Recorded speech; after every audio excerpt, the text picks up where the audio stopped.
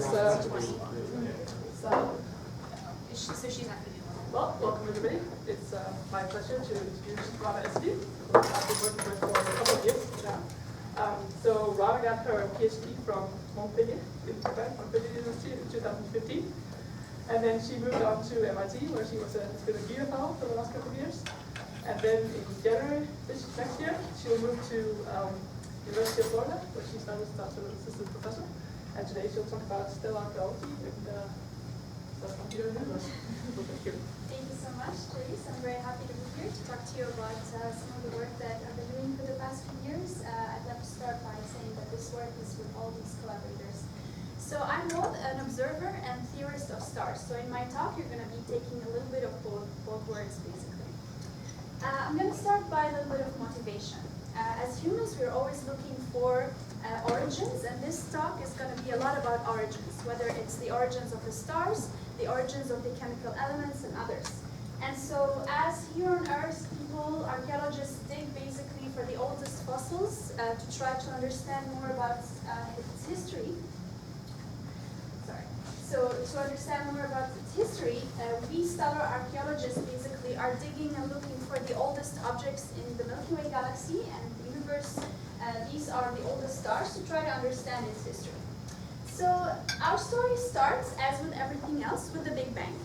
At that time, there was only hints of the universe was made only from a little bit of, or mostly from hydrogen and helium, and a little bit of hints of lithium, boron, beryllium. From this soup of gas, the very first stars were formed. These theoretical studies tell us that these first stars were very massive and therefore were very short-lived. After their explosions with very massive energetic supernova, these population 3 first stars then injected the very first heavy elements, or elements that are heavier than carbon, into the interstellar medium. And from that, the population 2 stars formation kicked in from this gas. So these population 2 stars are basically relics that have in their atmospheres or have formed from this gas that was enriched by the very first stars. Now what's interesting for us is that these low mass population 2 stars are still around today, that we can find them in the Milky Way and other galaxies. And they can give us a lot of indication about the early universe. We can use them as forensic evidence to understand what took place in the early universe and in the first stars. Now, for those in the audience who are not very familiar with population 2 stars, we call them metal poor stars. I'm going to give you a little refresher. Why did we get to call them metal poor? So this is the periodic table. I'm pretty sure you've all seen it before. The stars are made from mainly hydrogen and helium. However, one astronomer came around and said, you know what, let's make this easier and just get rid of everything else and just call it metals, basically. So this means that the older stars, at that time there was not enough to build up more elements. We call them metal poor because there was just not enough chemical evolution taking place, whereas the younger stars, like our sun and others, there's more time to build up elements, so we call them metal rich. So the stars that we're going to be talking about are these metal poor stars. Now, not all metal poor stars are created equal, which means that they have different, usually we constrain them by the iron to hydrogen abundance, and we call it the metallicity. And your typical metal poor stars are those that have a metallicity between -1 and -2.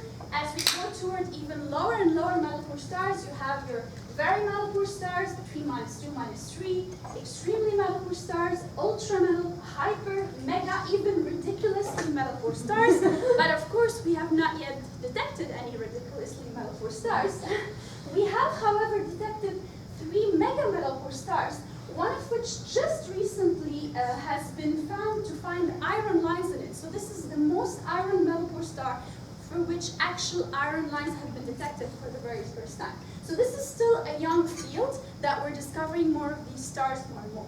But for us, if we want to go back in time and use stellar archaeology, we need those that are pristine, that have basically encoded in their atmospheres the enrichment by, let's say, 1 event, or at most 2 events, because if we have more pollution, things get messy, right?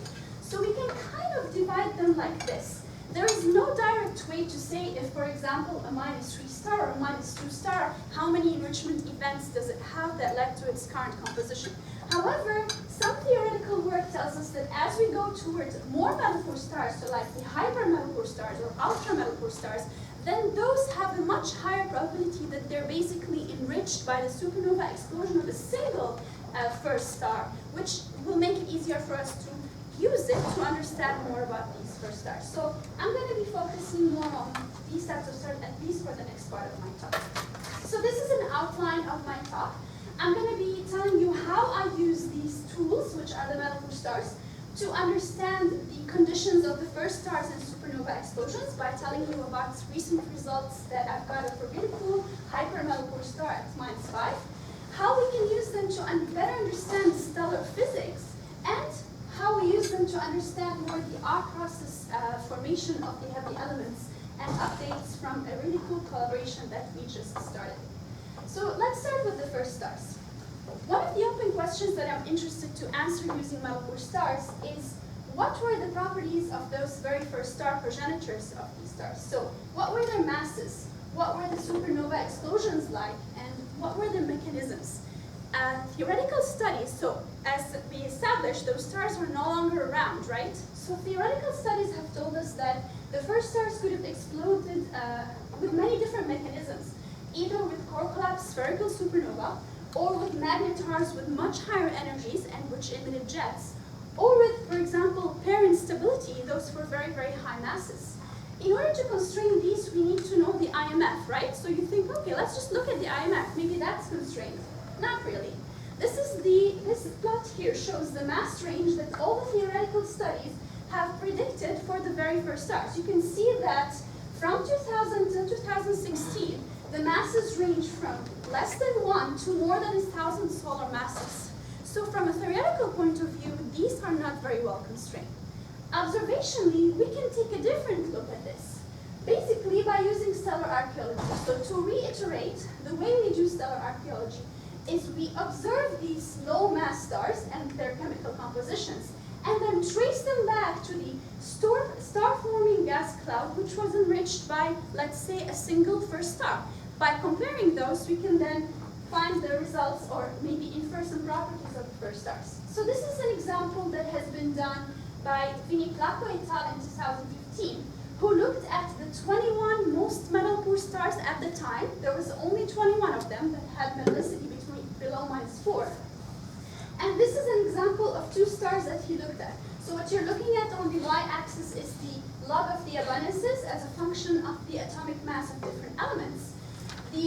The red dots are the actual observations of the elements, and the black line is a fit of a supernova explosion yield of a first star, and including Big Bang nucleosynthesis, to the abundance pattern of this star. And from that, he inferred some information about the progenitor mass. So for example, he found a 20.5 solar mass of a first star that fits to this second generation star, and the explosion energy of the supernova explosion. And by doing this for the 21 stars, you can basically build up the IMF backwards from an observational point of view. And he found that many of the stars, for example, lie around 22 to 28 solar masses, whereas some of them have even much lower masses than that. Also, he can build up the explosion energies of the supernova of the first stars. And so we tried to do a similar thing, but we were looking at something different. So I'm going to be talking to you about a result that we just had of a hypermetal poor star that we studied. It's a very special star. I'm going to tell you why. It's one of my favorite stars. First of all, it's a hypermetal poor star. It's at -5.2. It has been very well studied. It was discovered in 2005 by Anna Frebel. At the time, it was the most metal poor star. And it had a lot of time on very large telescopes like UVIS and Subaru, etc. However, what makes it interesting is that it was the only hypermetal poor star bright enough for UV observations, because all the others are much fainter. Now, why do we need UV observations?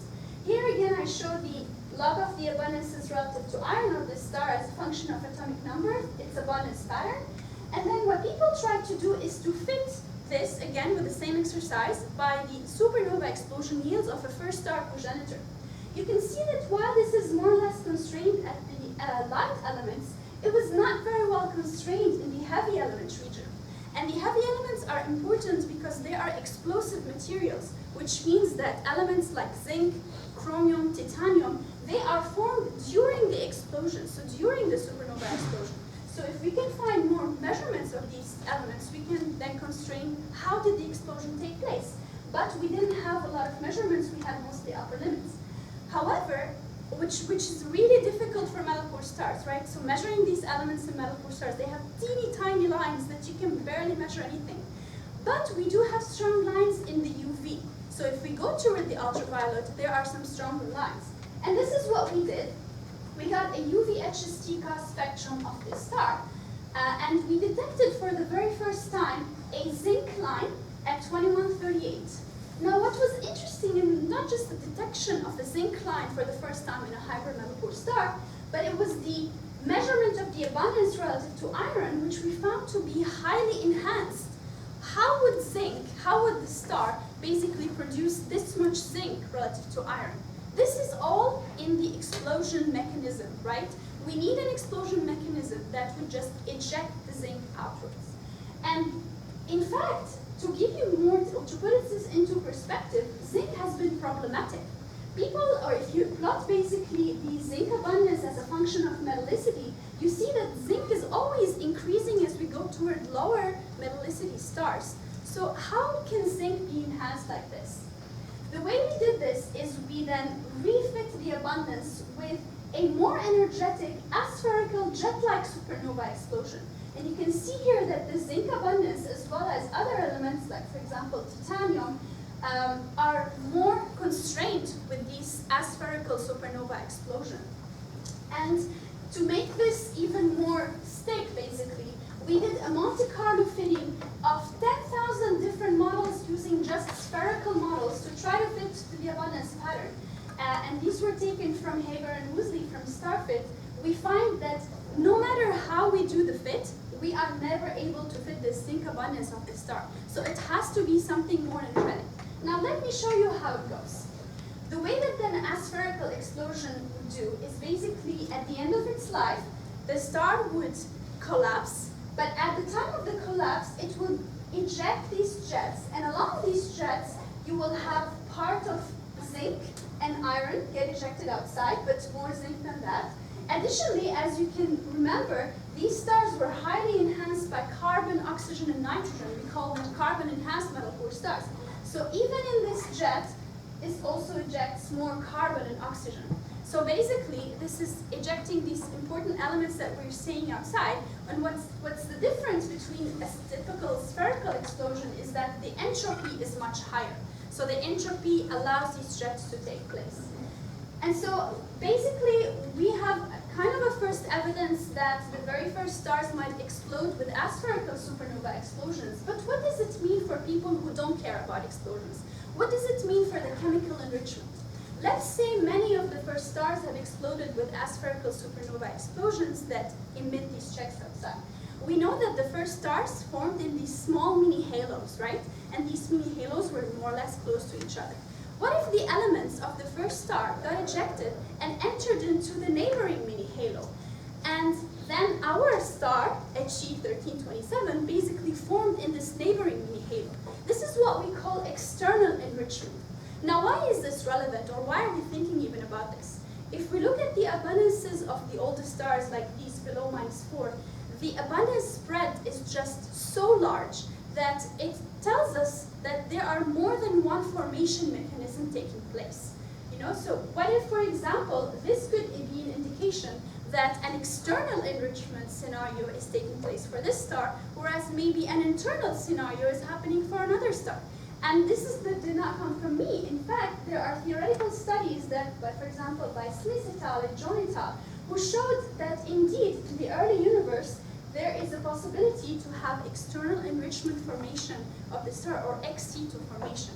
So this could be one indication to basically link the different pieces of the puzzle together to how early chemical enrichment took place. And of course, not to mention that these energetic aspherical explosions could have important ramifications for the reionization of the universe, which needs to be taken into account.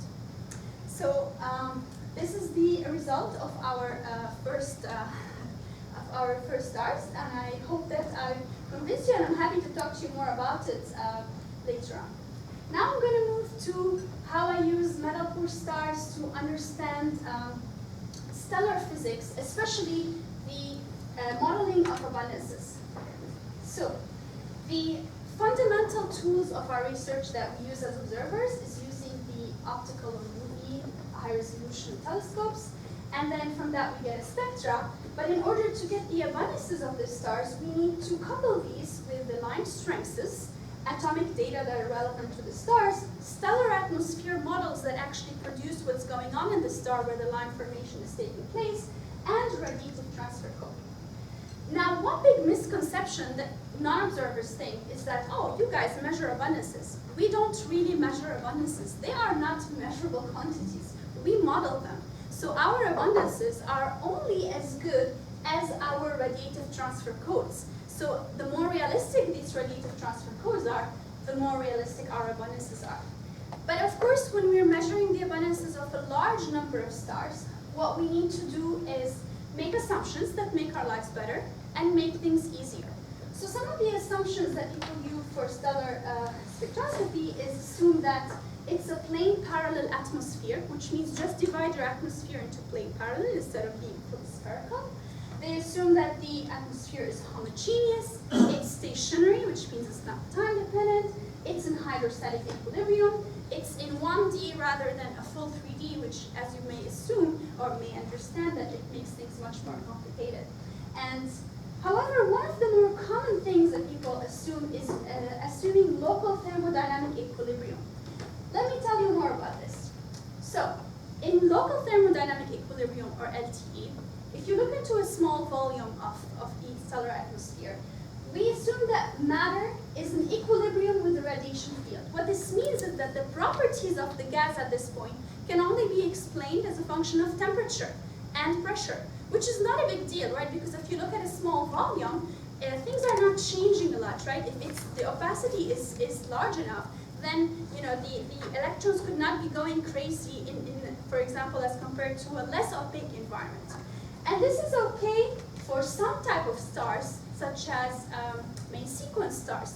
But you imagine that if you go to a less opaque star, for example, stars that have very extended atmospheres, like giants or supergiants, or metal poor stars. They don't have enough metals to induce these opacities.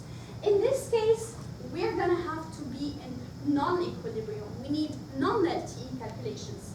And the difference is that in non-LTE, the photons that are basically populating your level is carrying non-local information because things are just going crazy. Imagine a photon just going all over the place and basically populating some levels, depopulating other levels. So we need to solve the star as a more realistic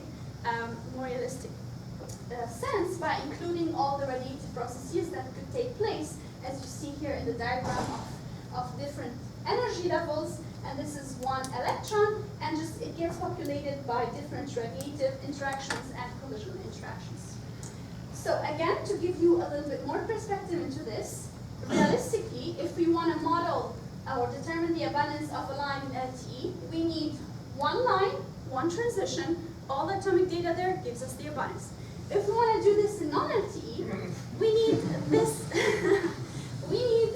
many transitions, basically, just for one line. So you need to build a model atom that realistically tells you what's going on in the level.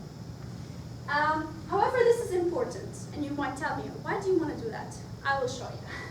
So the way that we basically quantify how different an abundance would be, or a level population would be between non-LTE and LTE, we define this departure coefficient that is just the density in non-LTE relative to LTE. And then I show here the departure coefficient as a function of optical depth. So we're going outwards in the stellar atmosphere, right? So this is the stellar core, and here we're going outwards. The line formation takes place somewhere between here, between -2 and -4. And I show these departure coefficients for 3 different stars. One of them is the sun, in red. The 2 are hyper-metal poor stars. You can see that as we go toward more metal poor stars, the departure coefficients become much more drastic. And so for metal-poor stars, things get crazy in the line formation region, so we need to use non-LTE as opposed to LTE. And the deviations just become larger. And I did this type of exercise to see how this reflects on the basic fundamental stellar parameters that we know about the stars, like their temperatures, gravity, metallicity. So these, we need to determine these before we do any abundance analysis. So what you're seeing here is the deltas on the y-axis, which is the difference between non-LTE and LTE of the same parameter, as a function of the parameter in non-LTE. And they are color-coded as we go toward lower metallicities. Darker colors are lower metallicities. You can see that the changes or the differences become much larger, maybe up to 500 Kelvin for more metal-poor stars. The gravity corrections goes up to 1 dex, which can be pretty enormous. The microturbulent velocities go in the negative direction, but also they can be large, and the metallicity correction goes even up to 0.5 dex. So these corrections are not negligible, and they are certainly larger than the typical uncertainties that you are seeing here in red. Now, you're telling me, okay, well, 0.5 doesn't sound that bad. What if we go to even lower metallicities? Does it stop there? No. It just keeps on going to even larger and larger differences. So this is a work that I did in 2017, where I basically took the most metal-poor stars that I showed and talked about before, so the ones that are below -4, and just did the non-LTE corrections for metallicities as a function of LTE metallicity. And you can see that these corrections grow up to 1 dex in iron abundance corrections, which is large. Interestingly, we found that this correlation is kind of linear, and you can come up with this sort of equation. So if you don't want to do the calculation yourself, you can get a first estimate of these corrections by applying this equation here. Interestingly enough, without trying to force these, I took 3 different benchmark metal-poor stars that are well studied and tried to apply this correlation to them without doing the calculations and compared it to people who did the calculations. And we find that this correlation even works as we go toward even higher metallicities. So I think it works pretty well if you want to get a first estimate. I do warrant that if you really want to get the conditions of the star right, you need to do the full calculations or take them into account. If I were to summarize that, it looks like, I had the sign right, that the non-LTA actually would predict higher metallicities Exactly. than the non-LTA, than the LTA. Exactly. So it's making metal-poor stars less metal-poor. Yeah. However, so you might tell me, okay, you looked at iron. What about the other elements? Are they also prone to non-LTE? What if we go to to solar metallicity? So here I show just a review by Maria Bergeman et al., who looked at all the literature that are available out there for corrections between LTE and non-LTE for different elements that you see on the x-axis. And she shows it here for the Sun, Procyon, which are solar metallicity stars, and 2 benchmark metallicity stars. You can see that the non-LTE corrections can be actually up to 0.6 dex for different elements, and even at the solar metallicity. So it's not just up for the low metallicity stars. Now, why am I mentioning this? Is for people doing exoplanets. I don't know if anyone's doing exoplanets here. This could be important because nowadays it's common to, for example, use the host star abundances to try to infer information about their planetary companion, right? And these abundances could make a difference for you in terms of what types of what properties you are inferring. So just keep a lookout for these corrections. Now, I've been leading a big part of this work for myself since my PhD, and I've done a bunch of atoms, like the ones I showed you before, the ones that I see here, and I also now have a few atoms in the works. As you can see before, I'm interested in these iron peak elements, which can be important for us to understand and constrain the early universe supernova explosion properties. So I'm currently working on these elements, and I'm actually taking orders. So if you have any element that you think is interesting for you, and maybe I have overlooked that it needs to be looked at in non-LTE, I'd be more than happy to hear about it. So now I will move to the last part of my talk, which is how we can use metal-poor stars to understand the R process heavy element formation, using updates from a newly established collaboration called the R Process Alliance, which is a school at the time. So, The elements, again, the periodic table. This time I'm going to have to show you the elements. I can't remove them, sorry. But what I want to tell you here is that our knowledge of the formation of elements that are heavier, that are heavy basically in the periodic table, we now know that they are being produced by the R process, or the rapid neutron capture process, where basically you have this core atom, and it's just during a huge neutron flux, it's collecting a lot of neutrons and forming bigger and bigger atoms. This happens rapidly from the name, and we have another one called the S process that I don't show here, which also takes a large flux of neutrons but builds up these elements on a slower time scale. So the way that we quantify or know that this is an R process enhanced star, or has a lot of these heavy elements in its atmosphere, is by looking mainly at the europium, which is an element, if you haven't heard of it before. And the europium line that you can see here, the strength of it tells us if this is a R process enhanced star or not. Here I show this for two different stars.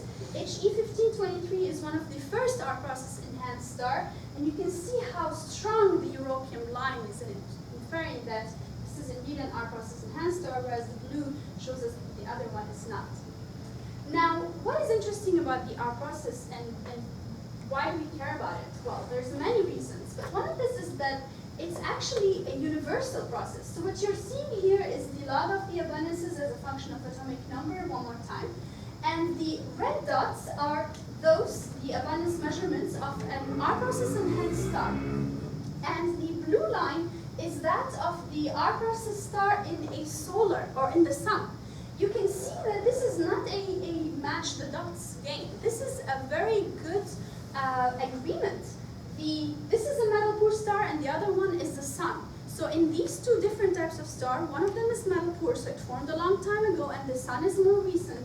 The R process abundance pattern agrees nicely, which means that the R process pattern is, or the R process, whatever formed these elements, is pretty much universal. Whatever happened back then happened now, that form exactly the same elements. This is intriguing. So it must be a unique event. I gave it away. So we need, forget you just saw that. So we need an event that has this huge influx of neutrons that will basically form these elements.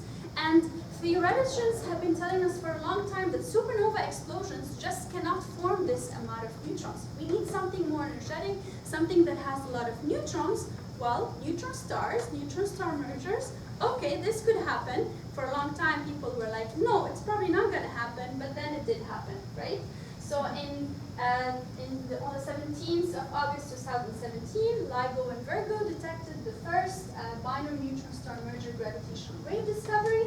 But what's interesting to us is not just the gravitational wave, it's the electromagnetic counterpart. So what you're seeing here is the light curve as a function of wavelengths of a kilonova. And you can see that the kilonova has basically two parts, one that is blue and one that is more or less red. And these last for different time scales. So the blue part of the kilonova, the blue component, lasts for a very few days, or less than 1.5 days, whereas the brighter ones, they lasted for a longer time, and you can see them and follow them up with the telescope for a few days. Now, this kilonova is believed to be powered by a large amount of radioactive elements being formed and then decaying back into stability, which basically emits the light curve that we're seeing. And these radioactive elements are R process, and a lot of papers came out during that period telling us that indeed we have found the very first signature that the R process could be formed during this interesting event of the neutron star merger. And I think this is very interesting. However, one thing that happened is that all this gold, all this uranium that everybody talked about, none of them was observed during the event. We cannot observe them because the ejecta is just too fast. The lines will be blurred, so we'll not be able to see any of these elements in the light curve or in the spectrum. So we need something else. Oh, it's still going. We need to find stars that have these R process indications, like I showed you before, in their spectra. And these are metal poor stars. because they basically have the pristine enrichment still in their spectra that we can then use to infer more about the conditions of the R process.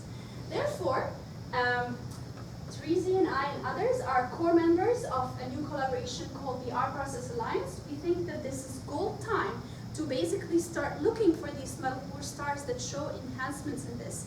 We are interested in the big questions of the R process. How does it form? What does this tell us about the neutron stars and the neutron star mergers? How can we use the R process then to infer the conditions of the early universe that formed these? In addition to, of course, nuclear properties and others. So we want to collaborate with people doing experimental nuclear physics, people doing theoretical physics, and others to try to understand this big question. Now, this work is in its earliest stage. We are about in stage 2, which is collecting a lot of these stars and measuring their abundances. To put this effort into perspective, I show you before 2017, when people really didn't care about R process stars. These were the R process abundant. These are the R process enhanced stars that were present in the literature. So we divide them usually into two different, more than two, but mainly two different categories. One that we call them R2, which are highly enhanced in R process elements. We quantify them by europium over iron more than 1. And the ones that have less than that, we call them intermediately enhanced R process stars. So they could maybe be formed not just from neutron star mergers, but maybe there could be another site for their formation. We're still investigating that. So at the time, from 2003 to 2015, this was the number of stars that were found in the literature. Then Teresi published her first pilot paper in 2018 from the southern hemisphere. You can see that the numbers increased. Then we had another pilot paper, and now we have a third pilot paper that's going to be submitted very soon from the southern hemisphere. So what we did in the R Process Alliance, just within 2 years, we nearly doubled the R Process enhanced stars in the literature, which we want to use now with theoretical people and experimental people to try to place constraints on the R process. Why do we care about the large number? A large number of stars allow us to maybe put a constraint on the population of R process stars relative to the Milky Way stars. And from that, we can also place constraints maybe on the, for example, mass ratio of neutron stars. Or also we can maybe place more constraints on the kilonova population that happened in the early universe. So this is why we're going after a large number of stars, and what we're hoping to do is then follow up. So with our current telescopes, we are only able to measure a few elements of our process, but as you saw in the periodic table, there's a huge number of elements, including uranium and thorium and gold. But if we want to measure those, we need to follow them up with even higher resolution spectra, and we also need to use the UV, because not all the elements, as I showed you, is found in the optical. We need more UV time. Fortunately, we got a few of this time, so we're working toward this goal, measuring more of these elements, including gold. So hopefully we'll be able to show you some gold abundances soon. And then we want to use this to constrain more the nuclear properties of the R process. So this is in the next stages of the so yeah, the UV spectra allows us to increase the elements that we can detect. Now, the R process is interesting, as I showed you, on its own from that point of view, but it also is interesting because we can use these stars to tag environmental constraints. Now, how did this come into play? Dwarf galaxies, they are these tiny little galaxies that are around the Milky Way halo. We have found a few of them recently, but one of them has been found to be very interesting. I point you to it here. It's called Reticulum 2. Why is this interesting? This dark matter-dominated dwarf galaxy is very faint. It was discovered in 2015 by the Dark Energy Survey. It's mainly full of metal-poor stars, but it was the first dwarf galaxy or ultra-faint dwarf galaxy that was found to have highly enhanced R process stars in it. So how did that happen? We find our stars in the field, right? The Milky Way field, whereas this is a dwarf galaxy. So maybe there's a connection here. What if the field stars that we are studying must have accreted from such systems into, so maybe this dwarf galaxy had a neutron star event merger take place inside of it, from which these stars were formed, and they must have accreted into this. So this can allow us to put some constraints on the environments of the arc process, or of the formation of the Milky Way, basically. And as I show you here, as I said, so this work was done by Alexander G. in 2016 and others. He compared the abundances of the reticulum-2 stars you see up in red, and by the way, this happened before the neutron-star merger took place, right? So he kind of predicted that. He predicted that only neutron-star mergers are able to predict this, to form these abundances, whereas supernovae are not. And then afterwards, G170817 came and proved that to be right. So now we are able to bring the puzzle also together from different perspectives and put more constraints on the environment of the formation of stars. There are still questions to be answered. We have not solved all the problems of the R process, or I just have to tell you. So we still have some questions. For example, in the R process abundance pattern, so here now we're going to much higher atomic numbers. You can see that we can see 3 different peaks of the R process. And we have issues with the first and second peak. So this is a bunch of metal poor stars that we've measured their abundances. You can see that the first peak and second peak don't really match the universal solar R process pattern, which means that maybe we have more sites of the R process other than just the neutron-star mergers. Maybe it's a contribution of both supernovae and or special types of supernovae like magnetars and others that have contributed to this. And how can we maybe link these variations to the kilonova properties? What if the red and blue kilonova point out to different peaks, right, to different formations? So this is all some of the questions that we are hopefully going to answer in the next few years. So to give you a very broad summary of this talk, we are now able to push for new frontiers in astrophysics using stellar abundances of metal poor stars. If you want to think of, just to build intuition, think of it that way. The stellar abundances of the metal poor stars, or the stars that we know in the galaxy, are basically a product of some nuclear properties and the astrophysical conditions that form them. So if we know any 2 of those, we can infer the third. So what I tried to show in this talk is that when we know the yields of the first stars, or we know the properties of our process stars, and when we know high resolution observations and precise abundances of metal poor stars, we can constrain the astrophysical conditions that form them, such as the first star properties in supernova, as well as the sites of the R process and others. So we want to keep working toward this, and metal poor stars are cool and important. So I leave you with my takeaway summary points. So the most iron poor stars in the Milky Way field and halo, as well as neighboring dwarf galaxies, are really the archaeological fossils that we can use to understand better the early universe. We can use them to understand or answer standing questions on the properties of first stars, supernovae, and others. We need to pay attention to nullity in how we model these atmospheres and the abundances.